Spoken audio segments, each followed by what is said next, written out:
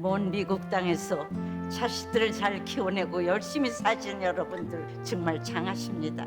안녕하세요. 전원주입니다. 전쟁도 가난도 겪은 우리 세대는 참 눈물겨운 세월을 살았죠. 아메리칸 드림을 이루기까지 여러분들의 세월이야 어떠셨겠습니까? 건강 관련 프로그램에 출연하면서 요즘 제가 깨달은 건요, 양 한 방을 잘 결합하는 게 최고의 건강 관리라는 겁니다. 클레버 케어, 메디케어 어드밴티지 플랜 아세요?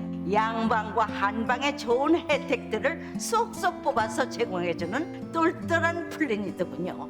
우리 한인의 건강 문화도 이해하고 실력 있는 한국 의사와 전문의를 척척 연결해 준다니 얼마나 똘똘합니까? 이제 우리도 똘똘한 클레버 케어 플랜으로 150까지만 사십시다.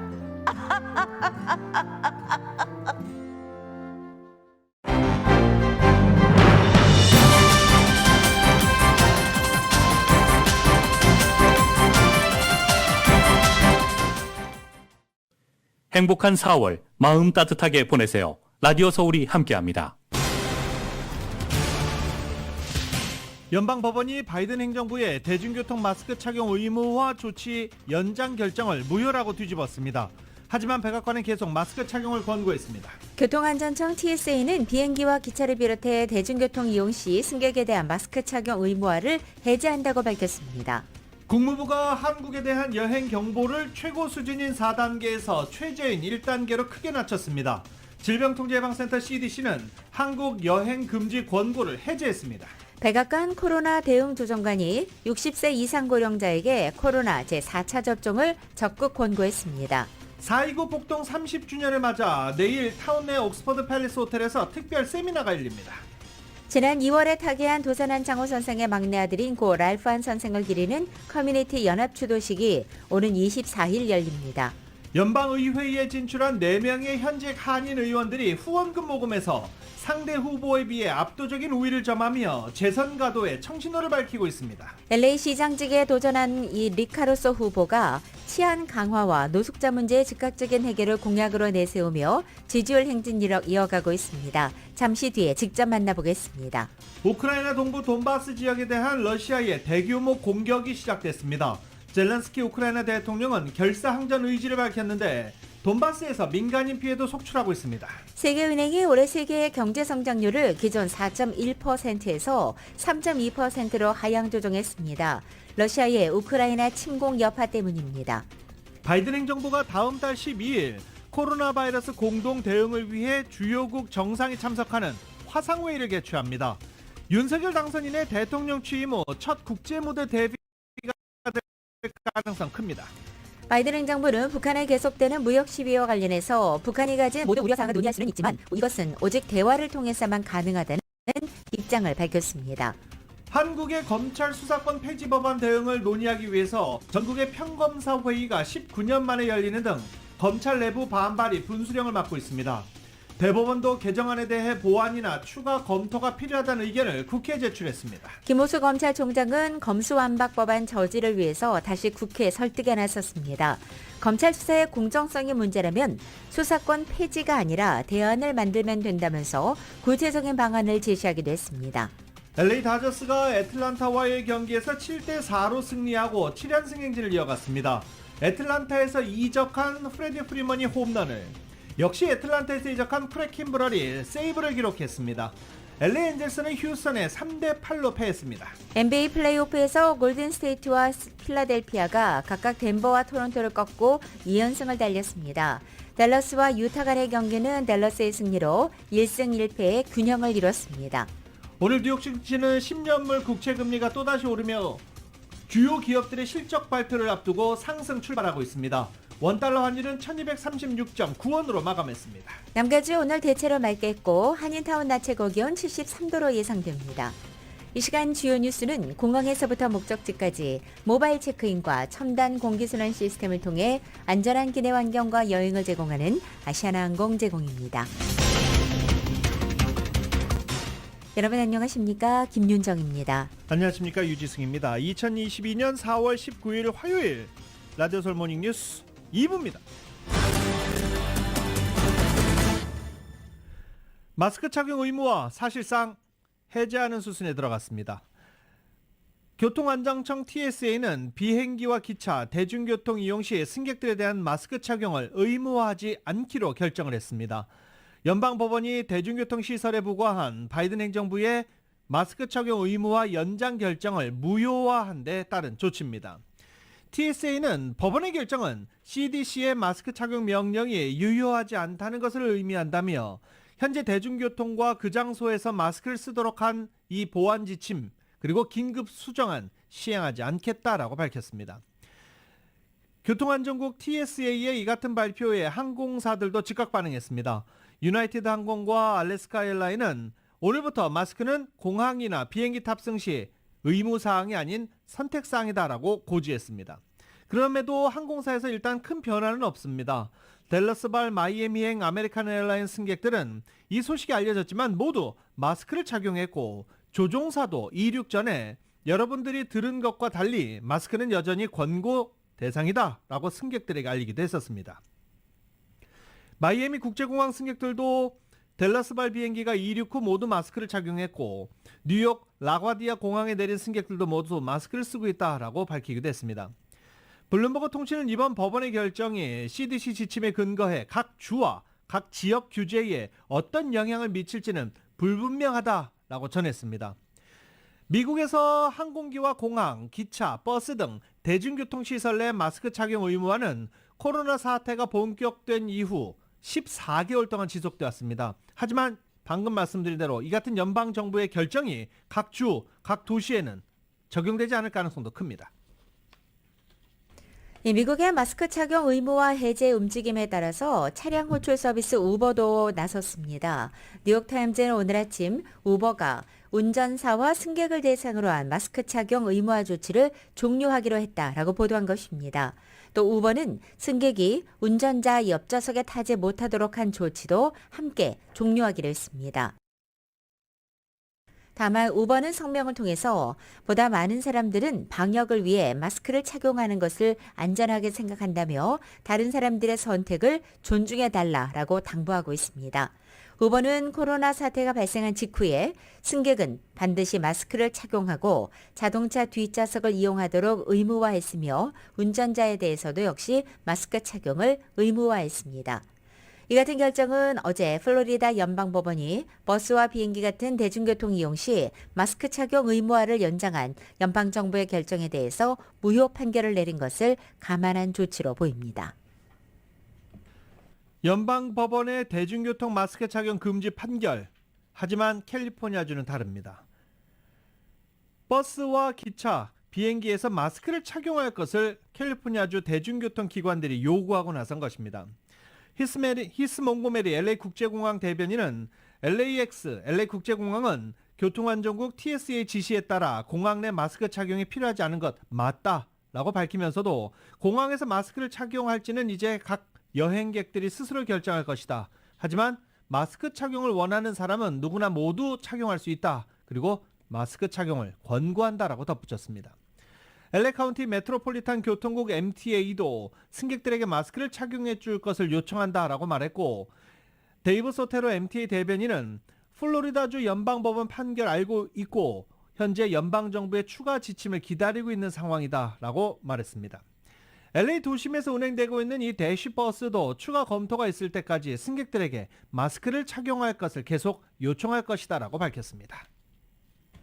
질병통제예방센터 CDC가 어제 한국을 포함한 90개 국가에 대해서 코로나 관련 여행금지 권고를 해제했습니다. KBS의 보도입니다. 미국 질병통제예방센터 CDC가 우리나라에 대한 여행 경보를 사실상 금지 권고인 4단계에서 3단계로 하향 조정했습니다. 3단계는 백신 미접종자에 대한 비필수 여행 금지 권고입니다. 우리나라를 포함해 영국과 호주, 일본 등 약 90개 나라도 함께 3단계로 낮췄습니다. 미국 내에서는 최근 스텔스 오미크론 확산으로 코로나19 확진자 수가 다시 증가세를 보이면서 실내 마스크 규제에 부활을 놓고 논란이 일고 있습니다.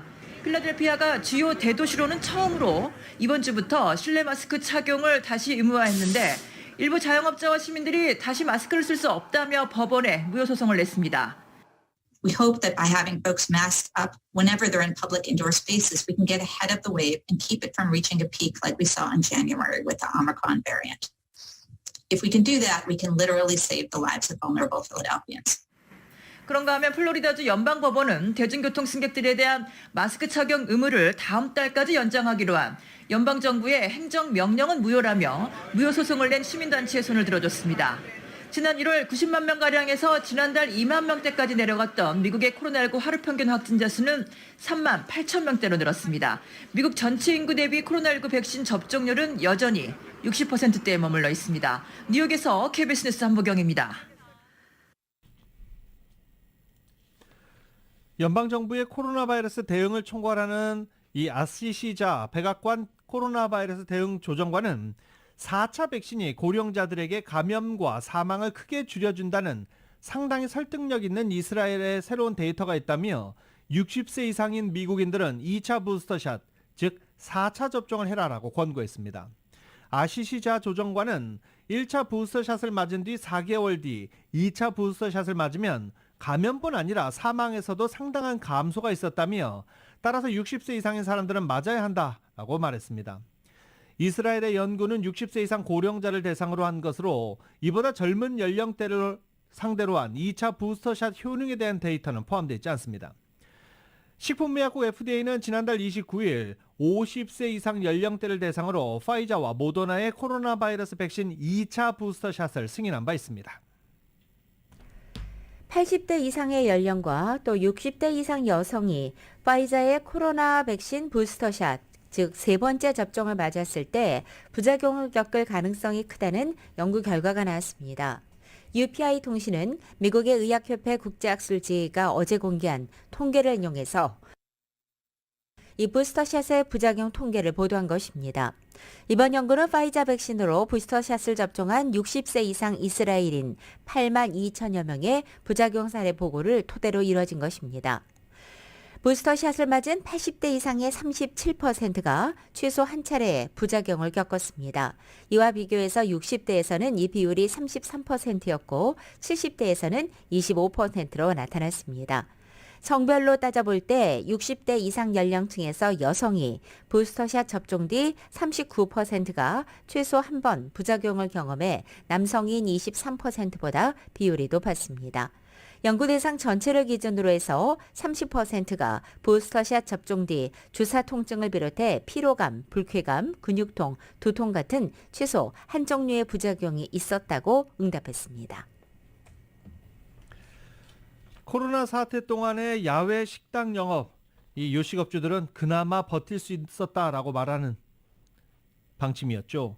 이 LA 카운티 슈퍼바이저 위원회가 이 야외 식사 프로그램을 연구화하는 방안 계속 추진합니다. 지난해 야외 식사 프로그램 연구화를 위해서 필요한 절차를 설명하도록 직원들에 지시했고 이에 따라 나온 보고서가 공개를 했는데요. 공공통행권 그리고 사유재산 사용에 대한 관리가 반드시 필요하다는 내용이 보고서에 담겨 있습니다. 코로나 사태 동안에 서로 양보하면서 사유재산을 침범하는 것에 그냥 눈 감아줬지만 이제 코로나 사태가 완화되면서 사유재산 침범 그리고 통행 이런 부분이 상당히 걸림돌이 될 가능성이 있다라는 보고서 내용이었기 때문입니다. 이 같은 보고서를 바탕으로 카운티 슈퍼바이저 위원회는 법률 담당 직원들에게 관련 문서를 작성하도록 지시하고 향후 6개월 안에 승인할 수 있도록 문서를 다시 제출할지 논의할 계획입니다. 이 야외 식사 프로그램은 코로나 바이러스 팬데믹 기간 실내 식사가 금지되면서 시행돼 성공적인 평가를 받고 있습니다.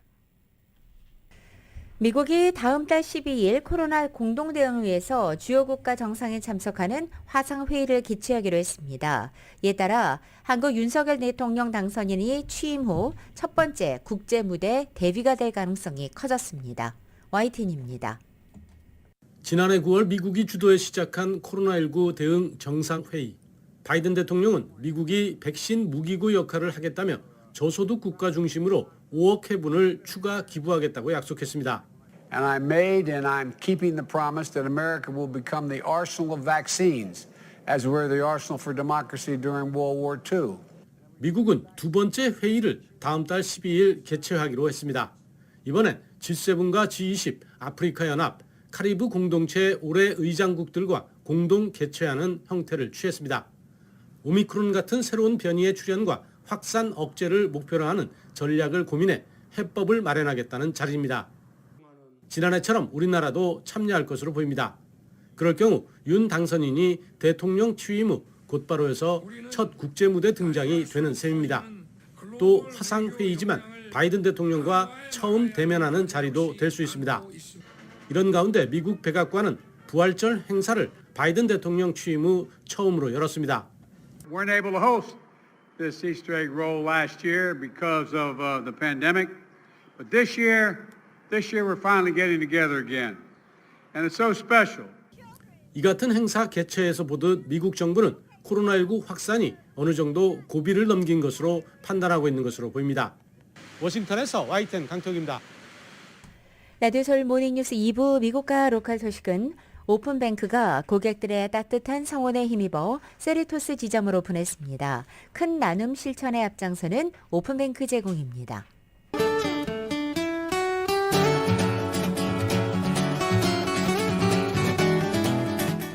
매콤한 치킨의 완결판 맥도날드 스파이스 치킨과 너겟을 즐기십시오. 맥도날드 제공으로 4월 19일 화요일 남가주의 날씨입니다. 이 시각 현재 남가주 하늘 약간 흐려있지만 점차 거치면서 오늘 하루는 대체로 맑고 온화하겠습니다. 수요일인 내일부터는 부분적으로 구름이 늘면서 낮 기온도 떨어지겠고 대부분 지역의 낮 최고 기온 10도를 밑돌아서 다소 선선하게 느껴지겠습니다. 여기에 또 목요일 늦은 밤부터 금요일 아침 사이에는 곳에 따라 빗방울도 떨어지겠습니다. 또 금요일 하루 대부분 지역의 낮 기온이 60도 중반까지 떨어져 이번 주 중 가장 서늘한 하루가 되겠습니다. 하지만 토요일부터는 다시 평년 기온을 보이겠고 쾌청한 하늘도 다시 열리겠습니다. LA 한인타운 오늘 낮 최고 기온 73도, 밤 최저 기온 55도 예상됩니다. 오렌지 카운티 지역은 74도, 56도, 밸리와 일랜드 암파이어 지역은 78도, 53도, 해안 지역은 67도, 54도 되겠습니다. 한국은 오늘도 역시 전국이 맑고 포근합니다. 서울의 오늘 아침 최저 기온 44도, 낮 최고 기온 71도 예상됩니다. 오늘의 날씨는 매콤한 치킨의 완결판, 맥도날드 스파이스 치킨과 너겟을 즐기십시오. 맥도날드 제공입니다.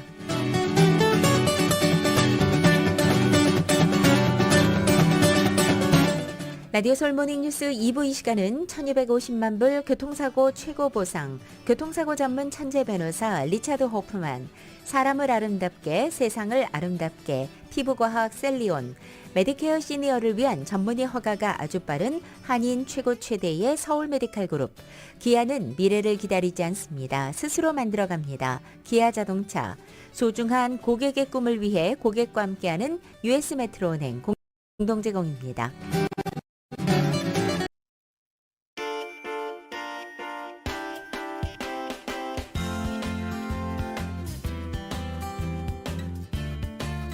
라디오 서울 모닝뉴스 2부, 이 시각 현재 프리웨이 교통 상황입니다. 먼저 605 노을선상입니다. 임페리얼 하이웨이로 내리는 지점, 이 슬로우 레인에 이 화재용 호수가 있습니다. 이 슬로우 레인에 이 호수 하나가 떨어져 있습니다. 다음엔 101 웨스트 선상 템파 에비뉴와 만나는 지점, 세 번째 레인에는 고장 차량 한 대 멈춰 있습니다. 210번 웨스트 선상입니다. 산타아니타 에비뉴와 만나는 지점 2중 추돌 사고 있습니다. 101 사우스 선상 레시다 블루바드와 만나는 지점에도 2중 추돌 사고 있고 605 사우스 선상 로스크랜스 에비뉴와 만나는 지점엔 단독 차량 사고 있습니다. 210번 웨스트 선상 부에나비스타 스트리트로 내리는 지점 2중 추돌 사고 있습니다. 참고하시고 안전운전하시기 바랍니다.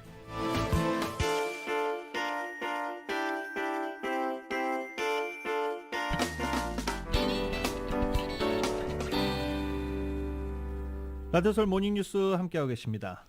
4.29 폭동 30주년을 맞아 내일 타운 내 옥스퍼드 팰리스 호텔에서 한국일보 미주본사와 저희 라디오 서울 그리고 한국TV 공동 주최로 4.29 폭동 특별 세미나가 열립니다. 자세한 소식 정연호 기자가 보도합니다.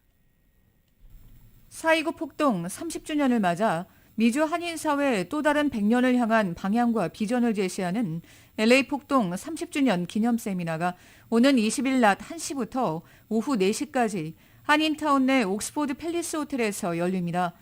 한국일보 미주본사와 라디오서울, 한국TV 공동주최로 열리는 이번 세미나에는 각 분야를 대표하는 주제 발표자가 나와 한인사회 미래와 차세대를 향한 제언을 나누고 토론합니다.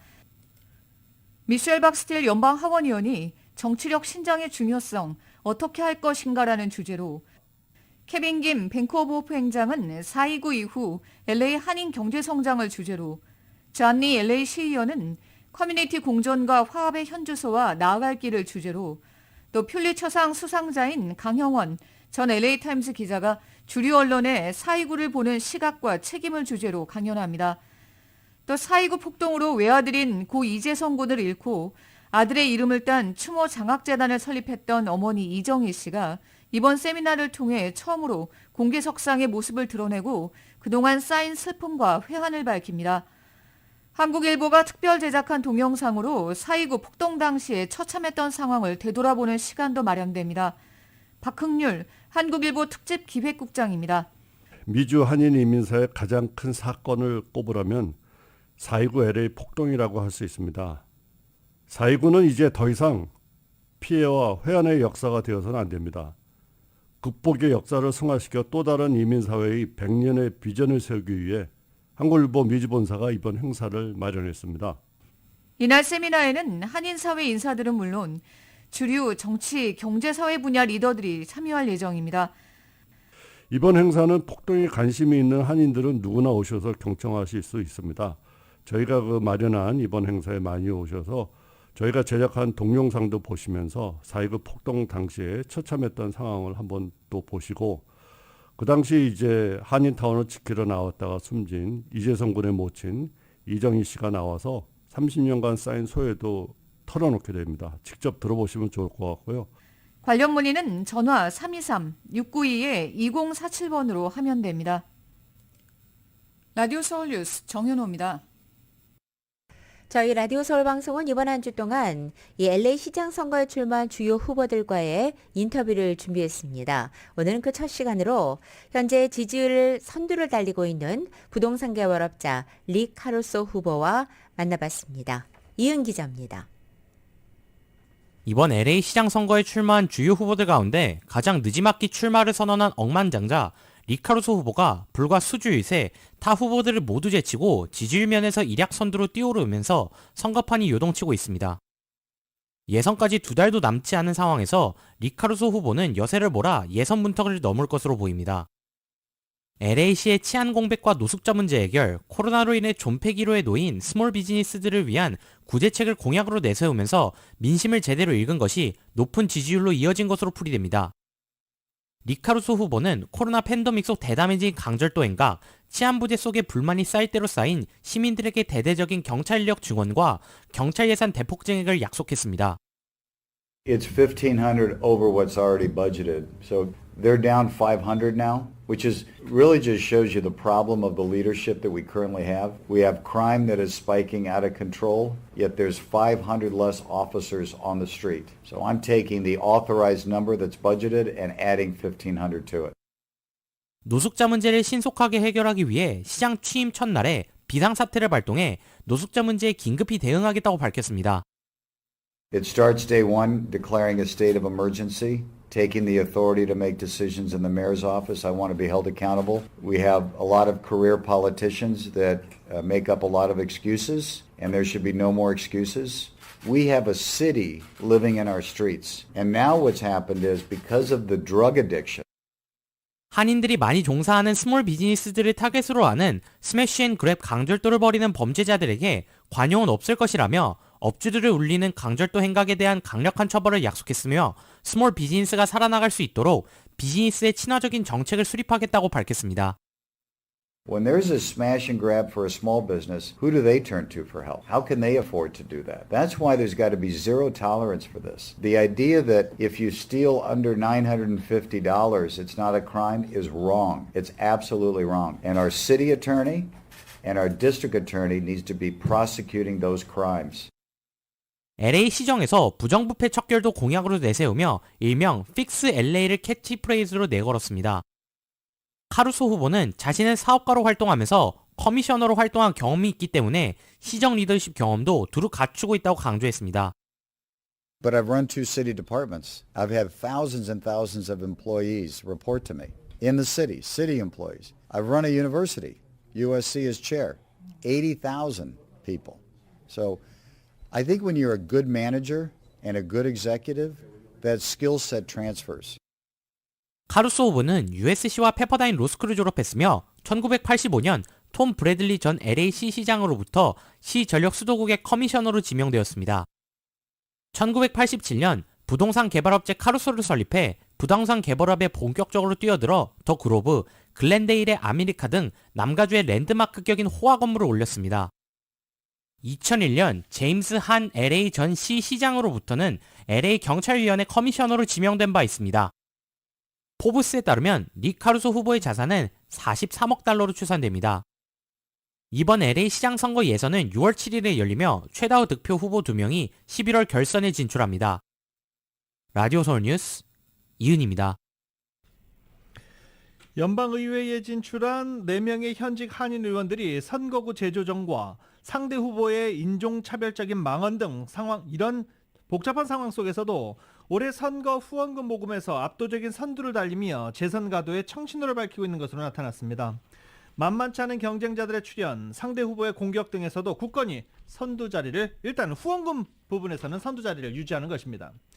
연방선거관리위원회가 발표한 올 1분기 연방하원 선거 후원금 모금 현황에 따르면 영킴, 미셸 박스틸, 앤디 킴, 메릴린 스트링랜드 의원 모두 각 지역구에서 현재까지 모금액과 잔여금 모두 2위와 큰 차이로 선두를 달리고 있는 것으로 나타났습니다.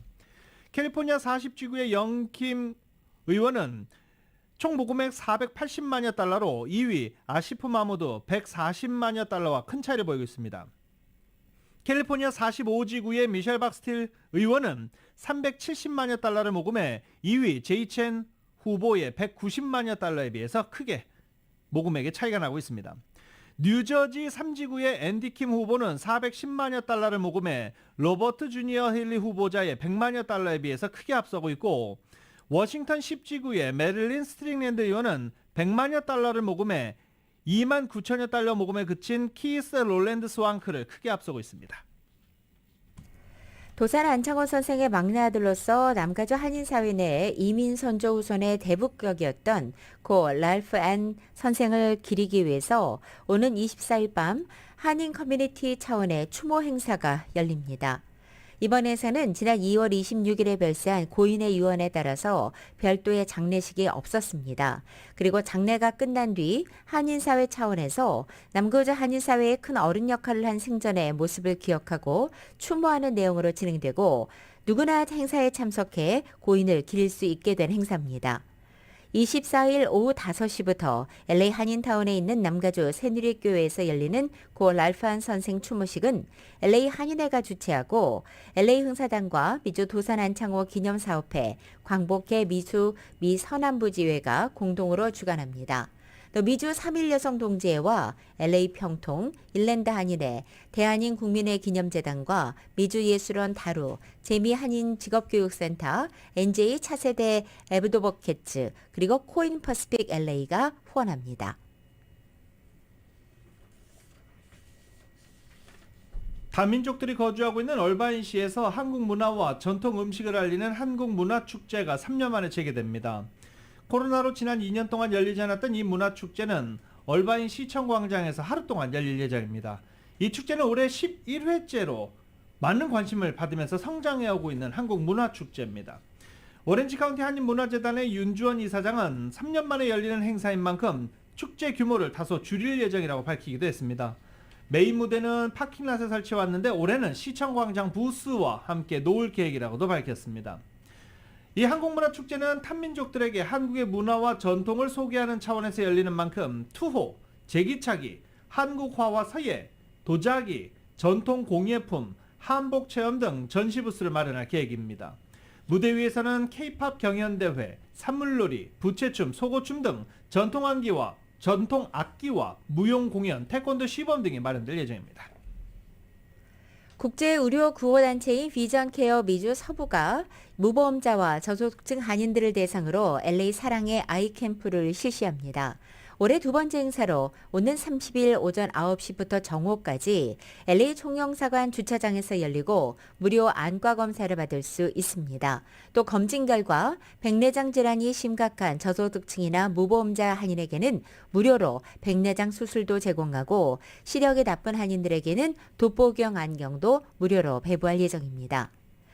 오픈뱅크와 LA 총영사관에 승원하는 이날 행사에는 조성진 안과 전문의와 리사 황 안과 전문의, 케비닝 안과 전문의가 자원봉사자로 참여해 직접 검사를 진행하게 됩니다.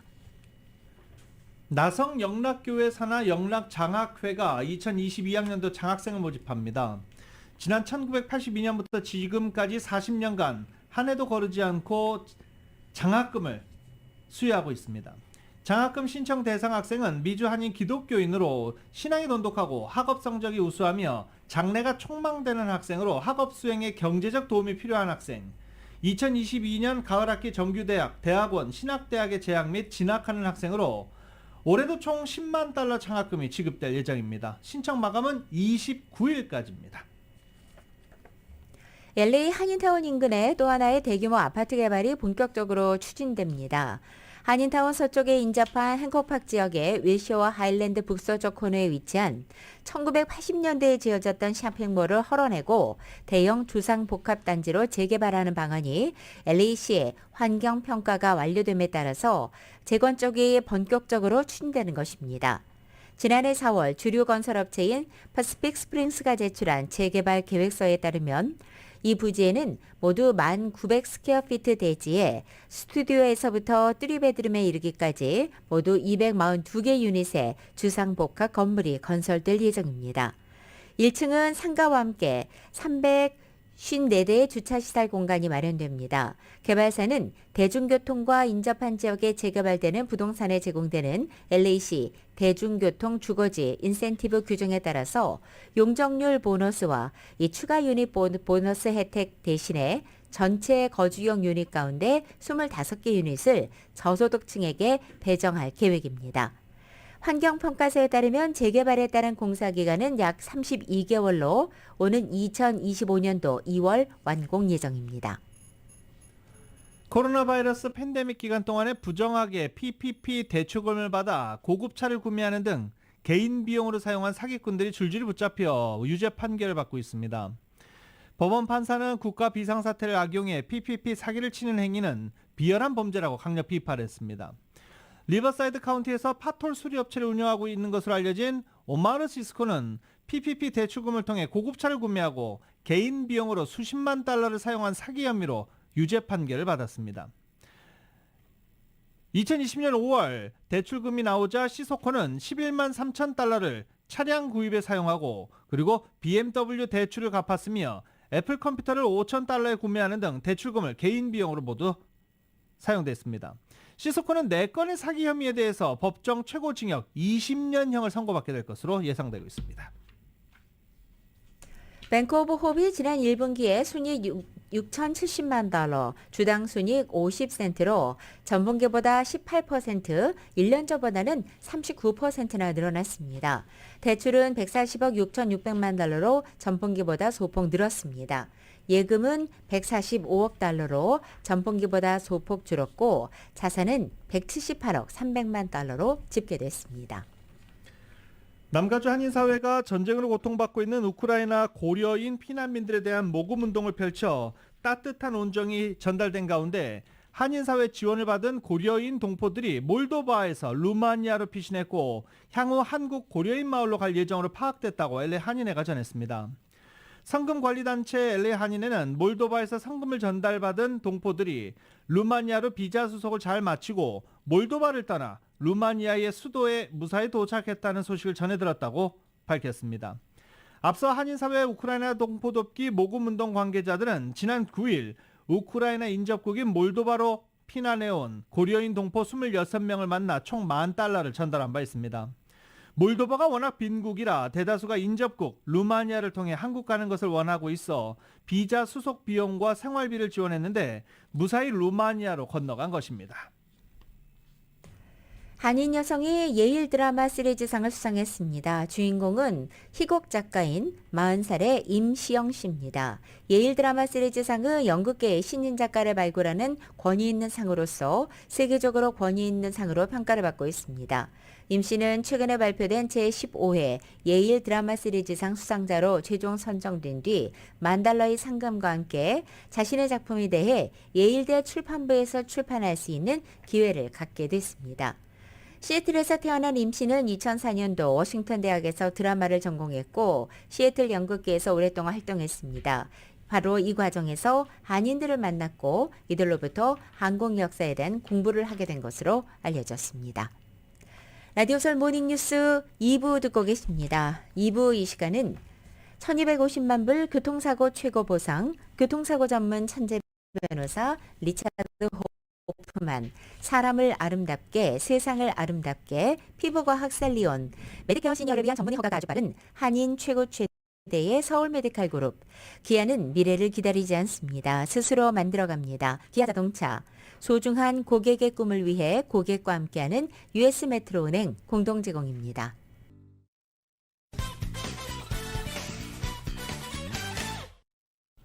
라디오설 모닝뉴스 함께하고 계십니다. 바이든 행정부가 기반 시설을 대대적으로 확충하는 1조 달러 프로젝트에 미국산 자재만 사용하도록 하는 가이드라인을 제시했습니다. 다리나 고속도로, 통신망 건설 사업 등을 할 때 공사에 들어가는 자재 모두 미국산이어야 합니다. 단 미국산 제품이 양이나 질에서 기준에 못 미치거나 미국산 제품을 적용해 공사비가 25% 이상 높아지면 외국 제품을 사용할 수 있도록 예외를 두기는 했습니다. 바이든 행정부는 코로나 지원용으로 내놓은 1조 9천억 달러짜리 지원책이 40년 만에 가장 높은 물가 상승을 초래했다는 비난을 받고 있습니다. 이에 따라 오는 11월 중간선거를 앞두고 국내 생산을 늘려 가격 상승 압력을 낮추려는 취지에서 이번 가이드라인을 내놨다는 평가도 나오고 있습니다. 바이든 대통령은 노스캐롤라이나주 그린스버로에서 한 연설에서 미국 경제를 재건하기 위해 취했던 모든 행동은 하나의 원칙을 따르고 있다. 바로 미국에서 만드는 것, 메이드 인 아메리카다 라고 강조했습니다. 말로만 그치지 않고 실제 미국산을 쓰도록 하는 연방정부 역할이 중요하다라고 강조하기도 했습니다. 연방정부는 올해 건설공사에 3,500억 달러를 배정했지만 현재 진행 중인 인프라스트럭처 건설공사에서 미국산 자재 비중은 공개하지 않았습니다. 바이든 행정부는 일자리 창출, 공급망 긴장 완화, 중국 및 기타 국가에 대한 의존도가 낮아지는 등의 효과가 있기를 희망하는 것으로 AP통신은 분석했습니다. 상하이 봉쇄가 장기화됨에 따라서 미국의 주요 항구 캘리포니아 일대 항구들이 바짝 긴장하고 있다고 홍콩의 사우스차이나 모닝포스트가 19일자로 보도했습니다. 2020년 코로나가 처음으로 글로벌 물류 대란을 일으켰을 때 상하이뿐만 아니라 캘리포니아 항구들도 극심한 지체 현상을 빚은 바 있습니다. 하지만 아직까지는 원활한 물류 상태를 보이고 있습니다. 이 캘리포니아 항구들이 인력을 대폭 증강했기 때문입니다. 한편 중국은 미국에 각종 상품을 공급하고 있고 중국에서 만들어진 상품은 상하이 같은 중국 항구를 떠나 모두 캘리포니아 항구로 모여들고 중국에서 물류 지체가 발생한다면 바로 캘리포니아도 직접적인 영향을 받을 수밖에 없는 구조이기 때문입니다. 블룸버그의 해운 데이터에 따르면 4월 11일 현재 222개의 컨테이너선이 상하이 항구에서 하약을 대기하고 있습니다. 이것은 한 달 전보다 15% 증가한 수치로서 이에 따라 이곳 캘리포니아 항구 운영당국은 중국의 상황을 예의주시하고 있는 것입니다. 상무부는 3월 주택 착공 건수가 전월보다 0.3% 증가한 179만 건으로 집계됐다고 밝혔습니다. 지난 2월에 이어 2006년 이후 최고치 기록을 2달 연속 갈아치운 것입니다. 세계 최고 부자 일론 머스크 테슬라 CEO의 적대적 인수합병, 즉 M&A 제안으로 촉발된 트위터 인수전에 월가의 큰손들이 속속 가세하고 있다는 소식입니다. 월스트리트저널은 어제 자산운용사인 아폴로 글로벌 매니지먼트가 트위터 인수전 참가를 고려 중이라고 이 사안을 잘 아는 소식통을 인용해 보도한 것입니다. 아폴로 측의 인수 고려는 머스크가 최근 트위터에 430억 달러 규모의 인수 제안을 한 이후에 시작된 것으로 전해졌습니다. 세계 최대 M&A 전문 회사 중 하나로 꼽히는 아폴로는 트위터 인수 가능성에 대해서 논의 중이고 머스크나 아니면 사모펀드 토마브라보 가운데 하나를 지원할 수 있다고 이 소식통은 전했습니다. 토마브라보는 최근 트위터에 접촉해서 매수 대상 기업 경영진의 우호적인 기업 인수자, 즉 백기사로 나서는 방안을 논의한 것으로도 알려졌습니다. 세계은행이 올해 세계 경제 성장률을 기존 4.1%에서 3.2%로 1%포인트 하향 조정했습니다. 러시아의 우크라이나 침공 여파입니다. YTN입니다. 국제통화기금과 세계은행 총재회의가 현지 시간 18일부터 24일까지 미국 워싱턴에서 열립니다. 19일부터는 이틀간의 일정으로 주요 20개국 재무장관과 중앙은행 총재회담도 열립니다. 외신들은 두 회의에서 러시아의 우크라이나 침공으로 인한 공급망 피해와 원자재 가격 상승 문제, 보건 인프라 구축을 위한 투자 문제 등이 논의될 것이라고 보도했습니다. 특히 전 세계적으로 고물가 속에 경기 침체 우려가 커지는 이른바 스태그플레이션 가능성을 진단하고 대응책이 모색될 것으로 보입니다. 데이비드 멜페스 세계은행 총재는 중계회의를 앞두고 러시아의 우크라이나 침공에 따른 경제 전반의 타격으로 올해 세계 경제 성장률 전망을 기존 4.1%에서 3.2%로 수정한다고 밝혔습니다. 멜페스 총재는 유럽과 중앙아시아 지역이 전쟁의 여파로 가파른 하락세를 기록할 것으로 예상돼 이 같은 수정의 가장 큰 부분을 차지했다고 설명했습니다. 또 전쟁에 따른 경제 위기에 대응하기 위해 향후 15개월간 1,700억 달러, 우리 돈 210조 원 규모의 금융 프로그램을 운영할 방침이라고 말했습니다. 멜페스 총재는 개발 도상국들이 에너지와 필요, 식량 가격 상승에 직면해 있는 상황을 깊이 우려한다고 말했습니다. 앞서 국제통화기금 크리스탈리나 게오르기에바 총재도 지난주 우크라이나 전쟁 등의 영향으로 세계 경제 성장률을 하향 조정할 방침임을 공개한 바 있습니다. 세계은행은 우크라이나에 6억 달러, 우리 돈 7,400억 원을 지원한 데 이어 1억 5천만 달러, 1,800억 원 추가 지원을 위한 절차도 진행하고 있습니다. YTN 강성욱입니다. 라디오서울 모닝뉴스 스포츠 소식입니다. 스포츠 소식은 전문가가 추천하는 이민법과 가정법 전문 제인정 종합법률사무소 제공입니다. LA 다저스의 새 중심 타자로 뛰고 있는 프레디 프리먼이 어제 이적 후 다저스로 온 뒤 첫 홈런을 터뜨렸습니다. 공교롭게도 프리먼이 홈런을 친 상대, 지난해까지 몸담았던 애틀란타 브레이브였습니다. Chance of Freddie as Freeman settles in. Here's a drive to left center field. Duvall in pursuit, and that ball is gone. His first home run of the season, and a 1-0 Dodger lead. Classic Freddie Freeman. 다저스의 2번 타자 1루수로 선발 출전한 프리먼은 1회 말 1사에서 맞은 첫 타석에서 좌중을 솔로 홈런을 쏘아 올렸습니다. 처음으로 애틀란타 친정팀과 맞붙은 경기에서 첫 타구가 홈런이 된 것입니다. 프리먼은 3타수 1안타, 볼넷 2개, 1타점, 2득점으로 활약하면서 다저스의 7대4 승리를 겨뤄냈고 다저스는 7연승 행진을 이어갔습니다. 어제 승리 투수는 커쇼였고요. 어제 경기 마무리도 역시 애틀란타에서 이적한 마무리 투수 크레이그 캠브럴이 세이브를 기록했습니다. 메이저리그 오클랜드 애틀렉스에 코로나 바이러스 집단 확진이 발생했습니다.